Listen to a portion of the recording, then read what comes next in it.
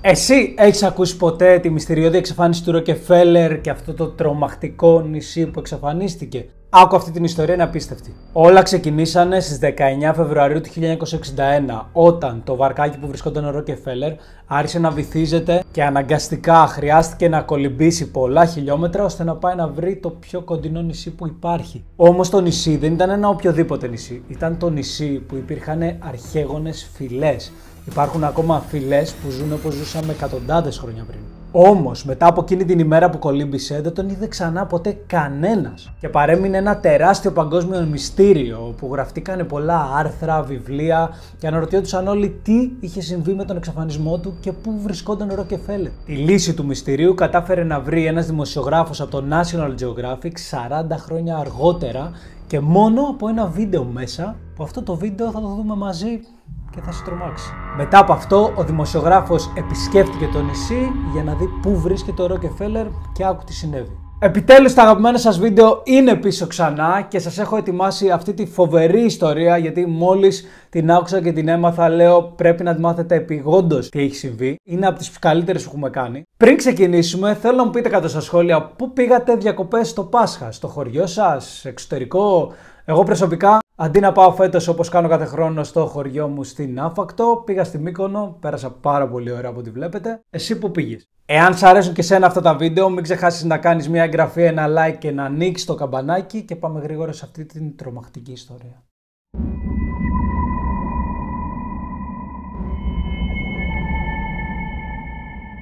Ο Μάικλ Ρόκεφέλερ, που μιλάμε για τον εξαφανισμό του, ήταν γιος της οικογένειας Ρόκεφέλερ. Οι Ρόκεφέλερ ήταν μία από τις πιο πλούσιες και δυνατές οικογένειες παγκοσμίως εκείνη την εποχή. Ο παππούς του τότε, ο Τζον Ντι Ρόκεφέλερ, ήταν ένας από τους πιο πλούσιους ανθρώπους στον κόσμο, σαν να λες κάτι σαν σημερινός Τζεφ Μπέζο. Και ο πατέρας του ήταν ο αντιπρόεδρος των Ηνωμένων Πολιτειών. Μιλάμε για μια πολύ δυνατή οικογένεια. Παρόλο που ήταν γιος αυτής της πολύ δυνατής και πλούσιας οικογένειας, ο Μάικλ Ρόκεφέλερ δεν ήθελε να ασχοληθεί με τίποτα από αυτά και του άρεσε πάρα πολύ να ασχολείται με αρχαίγονες φυλές. Ξέρετε, αυτές τις φυλές που υπάρχουν μέχρι τώρα, που ζουν όπως ζούσαμε εκατοντάδες χρόνια πριν. Μία από αυτές τις φυλές που ερευνούσε λεγόντουσαν Άσματ και βρισκόντουσαν στη Νέα Γουινέα. Πρώτη φορά που πήγε εκεί πέρα, πήρε 7 απόφοιτους του Harvard, οι οποίοι ήθελαν να γυρίσουν και ένα ντοκιμαντέρ εκεί, και πήγε και έμεινε μαζί τους 7 ολόκληρους μήνες. Όλο αυτό που έμεινε μαζί τους του άρεσε πάρα πολύ του Ρόκεφέλερ. Φανταστείτε ότι σε κάποια στιγμή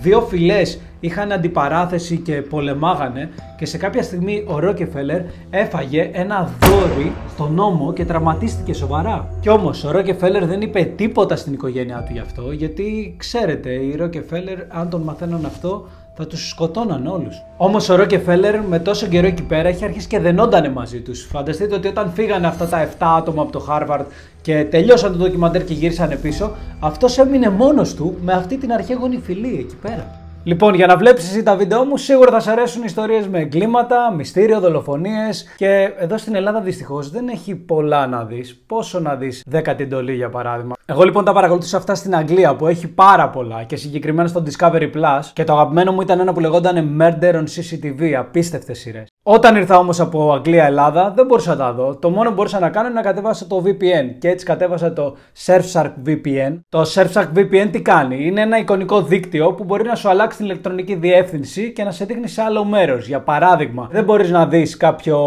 live stream, κάποιον αγώνα ποδοσφαιρικό από ένα website, διότι βρίσκεσαι στην Ελλάδα. Τι κάνει αυτό? Σου αλλάζει την IP, σου αλλάζει το δίκτυο και δείχνει ότι εσύ το παρακολουθείς από Αμερική ή από Αγγλία ή από όποια άλλη χώρα θες να επιλέξεις εσύ. Έτσι μπορείς να βλέπεις κάποιες σειρές στο Netflix, κάποιο ποδόσφαιρο live stream που δεν το πιάνει η Ελλάδα. Και υπάρχει και το Surfshark One, το οποίο είναι για το μέγιστο απόρριτο. Για σένα που θες να είσαι τελείως φάντασμα και να μην φαίνεται πουθενά η IP σου και από ποιον υπολογιστή είσαι. Οπότε για αυτούς τους λόγους, επειδή ξέρω θα σου χρειαστεί, εγώ θα σου αφήσω σύνδεσμο κάτω του Surfshark VPN να πας και με τον κωδικό σου το SPAP έχεις μια μοναδική προσφορά, έτσι. 4 μήνες τελείως τσάμπα. Και πάμε να συνεχίσουμε την τρομακτική ιστορία. Παράλληλα, ο πατέρας του εκείνη την εποχή άνοιξε ένα μουσείο πίσω στη Νέα Υόρκη που μένανε κανονικά, συγκεκριμένα για τη συγκεκριμένη φυλή του Άσματ.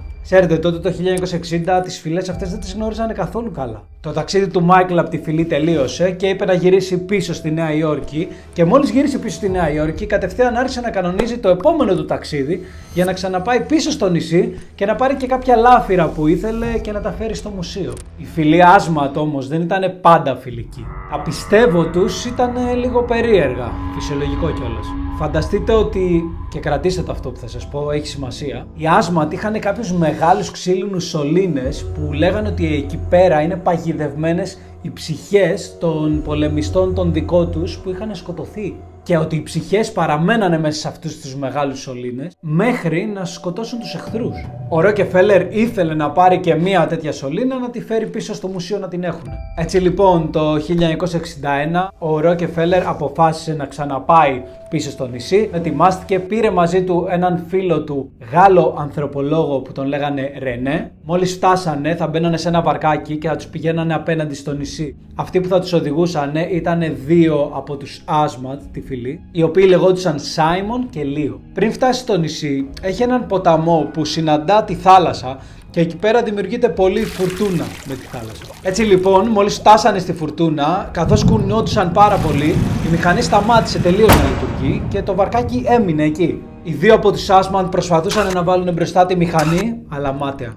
Επειδή λοιπόν μείνανε με το βαρκάκι όλοι μαζί, οι δύο από τη φυλή τους είπανε στο Ρόκεφέλερ και στο Ρενέ: ξέρετε, κολυμπήστε να πάτε στο νησί. Αλλά οι δυο τους ήταν σκεπτικοί. Πρώτον, ο Ρενέ δεν ήξερε να κολυμπάει, και δεύτερον, ο Ρόκεφέλερ δεν ήθελε να μπει γιατί πρώτον θα έβρεχε και τα πράγματα που είχε μαζί του. Αφού τους είπαν ότι δεν βουτάμε, οι δύο από τη φυλή βουτήξανε, τους αφήσανε και φύγανε. Οι δυο τους όμως που έχουν μείνει πίσω από τη φουρτούνα έχουν αρχίσει και μπαίνουν νερά μέσα και προσπαθούν να βγάλουν τα νερά έξω, αλλά μάταια. Ένα μεγάλο κύμα έρχεται και αναποδογυρίζει τη βάρκα, με αποτέλεσμα να μείνουν και οι δύο μέσα στο νερό. Κολυμπήσανε λίγο και βρήκαν ένα μεγάλο κουφάρι, πιαστήκαν από πάνω και μείνανε εκεί πέρα. Και λέγανε: εντάξει, σε λίγη ώρα θα βγουν οι δύο από τους Άσματ, θα βρουν βοήθεια και θα τους στείλουν βοήθεια να τους βοηθήσουν. Όμως δεν εμφανίστηκε κανένας και μείνανε εκεί μέχρι το βράδυ και μετά όλο το βράδυ έως την επόμενη μέρα το πρωί. Ο Ρόκεφέλερ είπε: δεν μπορώ άλλο να περιμένω εδώ πέρα, θα πάω να φέρω βοήθεια, θα πάω να κολυμπήσω. Όλο το βράδυ είχαν απομακρυνθεί, έτσι, έπρεπε να κολυμπήσει τώρα 15 χιλιόμετρα για να φτάσει στο νησί που ήταν η Άσματ. Στις 8 το πρωί λοιπόν ο Ρόκεφέλερ εξαφανίστηκε και άρχισε να κολυμπάει προς το νησί. Ο Ρενέ έμεινε μόνος του πίσω και περίμενε βοήθεια, αλλά η βοήθεια πάλι δεν έρχονταν ποτέ. 12 ώρες αργότερα ο Ρενέ, εξουθενωμένος πάνω στο κουφάρι, πίστευε δηλαδή ότι θα πεθάνει με λίγα λόγια, ξαφνικά μια τεράστια λάμψη εμφανίζεται από πίσω του και γυρνάει και βλέπει ένα μεγάλο αεροπλάνο και του κάνει σήμα ότι έρχομαι και στέλνω βοήθεια. Μετά από λίγο εμφανίζεται ένα σκάφος, έρχεται, ανεβαίνει πάνω, ανακουφισμένος ο Ρενέ και ρωτάει τον καπετάνιο: σε έστειλε ο Ρόκεφέλερ, έτσι, σας βρήκε? Και ο καπετάνιος απαντάει: όχι, μας βρήκανε τα δύο άτομα που ήταν μαζί σας από τους Άσματ. Ο Ρόκεφέλερ δεν είναι πουθενά.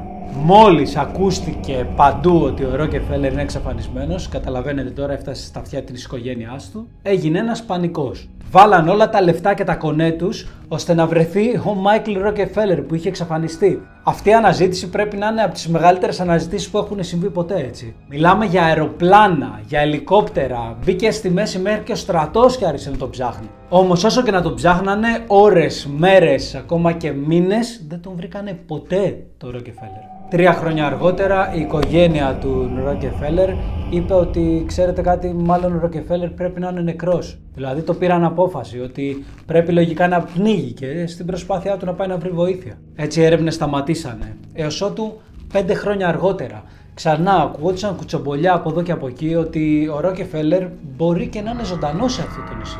Όλα αυτά τα χρόνια γραφτήκανε βιβλία και εφημερίδες και άρθρα για το πού είναι ο Ρόκεφέλερ.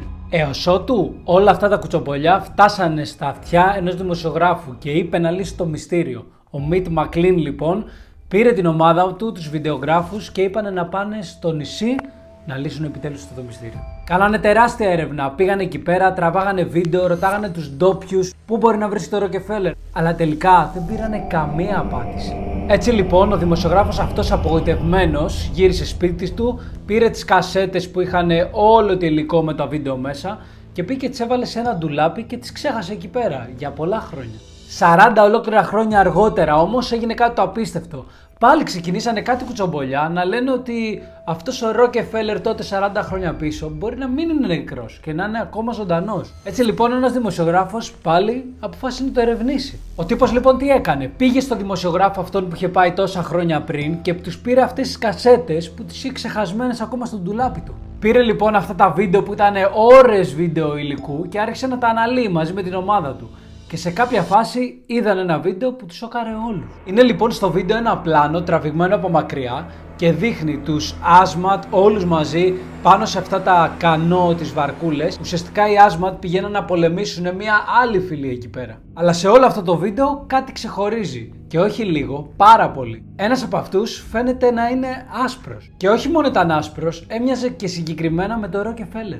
Μόλις είδανε το βίντεο, καταλαβαίνετε, βγήκε βούκινο σε όλο τον κόσμο στην Αμερική και το μάθε μέχρι και η οικογένειά του. Και αναρωτιόντουσαν όλοι πώς αυτός ο πολύ πλούσιος άνθρωπος τα παράτησε όλα και πήγε να ζήσει σε αυτό το νησί. Μέχρι τώρα φυσικά απλά από ένα βίντεο δεν μπορείς να καταλάβεις αν είναι όντως ο Ρόκεφελερ ή αν είναι απλά ένας τουρίστας. Τέλος το μυστήριο όμως αποφάσισε να βάλει ένας δημοσιογράφος του National Geographic, ο Καρλ Χόφμαν, ο οποίος ήταν πορωμένος με την όλη εξαφάνιση του Ρόκεφελερ και αποφάσισε επιτέλους να λύσει αυτό το μυστήριο των 50 ολόκληρων χρόνων. Έτσι λοιπόν τι έκανε? Πήγε με την ομάδα του στο νησί με τους Asmat και μείνε πάρα πολύ καιρό εκεί πέρα, έως ότι τον εμπιστευτήκανε και κάποια στιγμή, μία φυσιολογική μέρα στο νησί, ο δημοσιογράφος καθόταν με 3 από τους Asmat και τρώγανε μαζί και εκείνη την ώρα ο ένας από αυτούς του είπε: θα σου πω ακριβώς τι έγινε με το Ρόκεφελερ, αλλά θα με υποσχεθείς ότι δεν το πεις σε κανέναν, διότι άμα το πεις θα σκοτωθούμε όλοι εδώ πέρα και θα πεθάνεις κι εσύ. Όμως ο δημοσιογράφος δεν πτωήθηκε, έκανε το ακριβώς αντίθετο.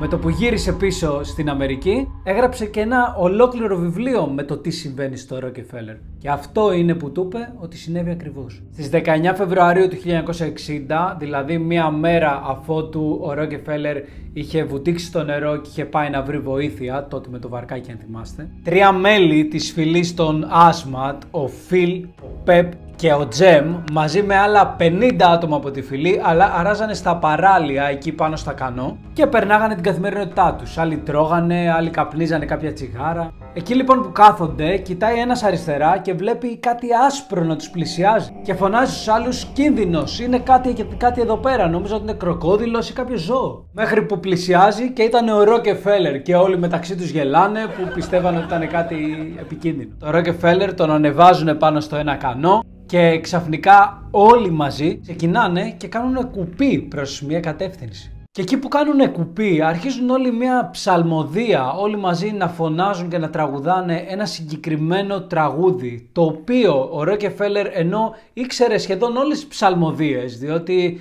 είχε παρακολουθήσει πάρα πολύ τη φυλή, τη συγκεκριμένη ψαλμοδία δεν τη γνώριζε. Και τους ρώταγε: παιδιά, τι τραγουδάμε, πού πάμε, αλλά δεν το απαντάγε κανένας. Κάποια στιγμή γυρνάει ένας, τον κοιτάει και αρχίζει και γελάει. Και έτσι όπως γελάει, γελάνε και όλοι οι άλλοι γύρω του. Και καθώς γελάνε, ξαφνικά σταματάνε όλοι ξαφνικά και συνεχίζουν και κάνουν κουπί. Και ξανά αυτός ο ήχος, αυτή η ψαλμοδία και τραγουδάνε. Ο Ρόκεφελερ κατάλαβε ότι κάτι δεν πάει καλά. Έτσι λοιπόν, φοβισμένος εκείνη την ώρα, έκανε λίγο έτσι και πήγε να βουτήξει στη θάλασσα να φύγει. Αλλά ο ένας από τους Asmat του έπιασε το κεφάλι, τον σήκωσε πάνω και στο ένα του χέρι είχε ένα δόρυ μυτερό.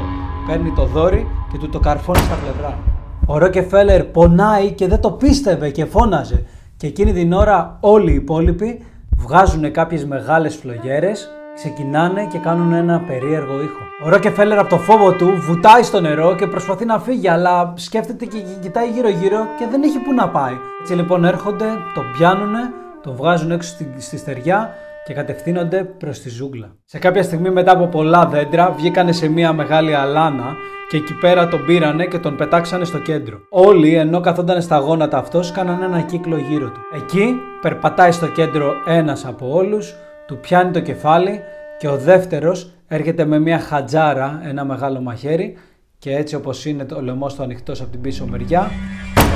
Αρχικά όλοι από τη φυλή γνωρίζανε πολύ καλά ποιος ήταν ο Ρόκεφελερ και υπήρχε και λόγος που τον σκοτώσανε. Ακούστε εδώ. Θυμάστε αυτό τον μεγάλο σωλήνα τον ξύλινο που λέγανε ότι ήταν οι ψυχές των δικών τους πολεμιστών εκεί μέσα εγκλωβισμένες, και ο Ρόκεφελερ ήθελε να πάρει ένα από αυτά και να το πάει πίσω στο μουσείο. Αυτό λοιπόν, το να θέλει να πάρει τους σωλήνες, ήταν μεγάλη προσβολή για τους Asmat, έτσι. Δηλαδή σκεφτόντουσαν ότι αυτός ο άνθρωπος θέλει να πάρει πραγματικά τις σωλήνες που έχουν μέσα εγκλωβισμένες τις ψυχές των πολεμιστών μας και να τις πάρει ένας άσπρος που ουσιαστικά έχουν πεθάνει από άσπρο.